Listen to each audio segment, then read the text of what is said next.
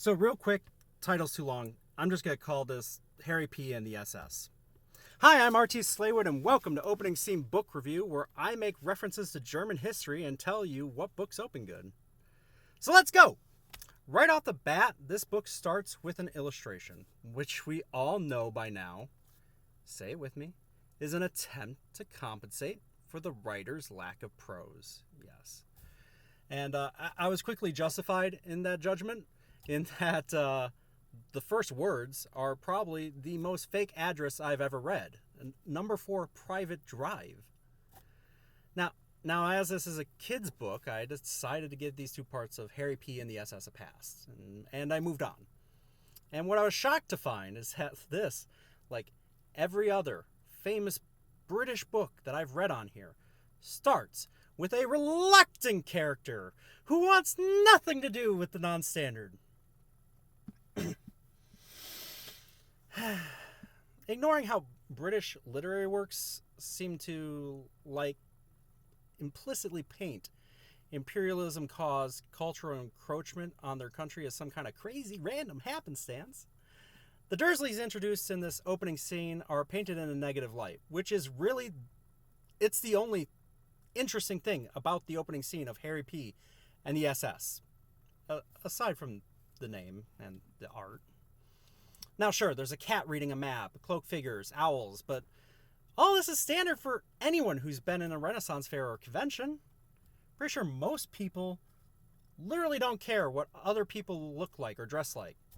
And so it's kind of weird that the author created a whole family that thinks this is like some big deal.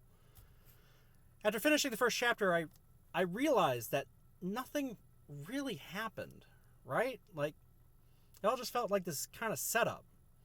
And I really couldn't put my finger on it, and so I put it down, and I came back to it the next day, and went through it a couple more times, and then I broke my own rule. I decided to read just a little bit into the second part, and that's when I realized what was bothering me.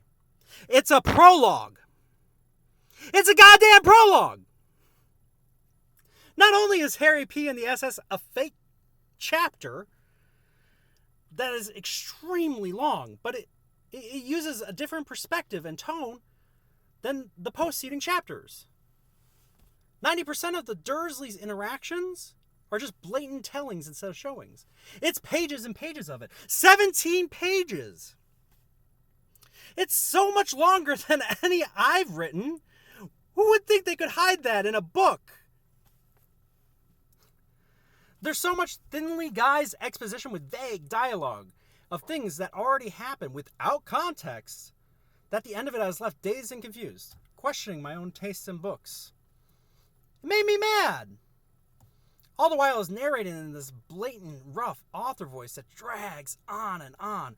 It just sounds nothing like what a proper chapter should. In review, this opening scene is a poorly written trap. A fake start to a story. A prologue pretending to be a chapter. All for the author to what? Get into the more popular and attractive No Prologue Book Club? To exploit its position there to the detriment of actual prologueless books? Maybe.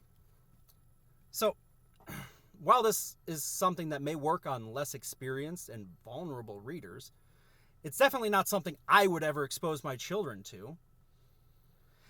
And so for my rating, I have no other choice but to give my very first 0 out of 5 stars to J.K. Rowling and her disaster of a book, Harry P. and the SS, for not having the balls to call a prologue a prologue.